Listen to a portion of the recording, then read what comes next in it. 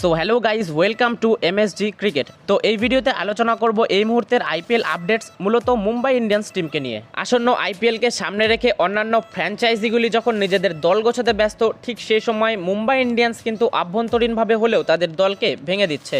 হার্দিক পান্ডিয়া এবং রোহিত শর্মার captainship issue, যেটা একেবারেই পছন্দ হয়নি মুম্বাই ইন্ডিয়ান্সের ভক্ত সমর্থক থেকে মুম্বাই ইন্ডিয়ান্সের প্লেয়ারদের। জাসপ্রীত বুমরা এবং সূর্যকুমার যাদবের সোশ্যাল মিডিয়ায় রহস্যজনক পোস্ট। এছাড়াও শোনা যাচ্ছে রোহিত শর্মা চেন্নাই সুপার কিংসে ট্রেড হয়ে যাচ্ছেন, জাসপ্রীত বুমরা এবং সূর্যকুমার যাদব মুম্বাই ছেড়ে দিচ্ছেন। এইসব নানান কথা ভেসে বেড়াচ্ছে। প্রথমেই সবথেকে বড় যে আপডেট, আসন্ন আইপিএলের জন্য মুম্বাই ইন্ডিয়ান্স রোহিত শর্মাকে বাদ দিয়ে হার্দিক পান্ডিয়াকে অধিনায়কত্ব দিয়েছে। তার কারণেই নাকি রোহিত শর্মা মুম্বাই ইন্ডিয়ান্স ছেড়ে দিচ্ছেন এবং সিএসকেতে ট্রেড হয়ে যাচ্ছেন। এই সব খবর আপাতত একেবারেই গুজব।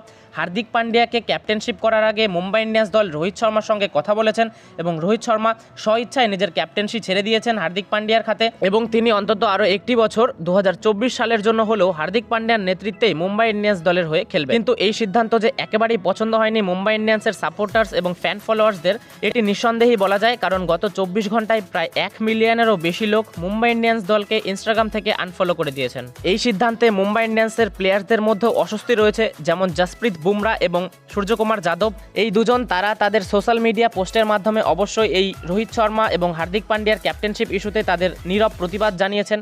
কারণ রোহিত শর্মার পরে মুম্বাই ইন্ডিয়ান্সের অধিনায়কত্ব হওয়ার সবথেকে দৌড়ে এগিয়েছিলেন জাসপ্রীত বুমরা এবং সূর্যকুমার যাদব, এই দুইজনেরই।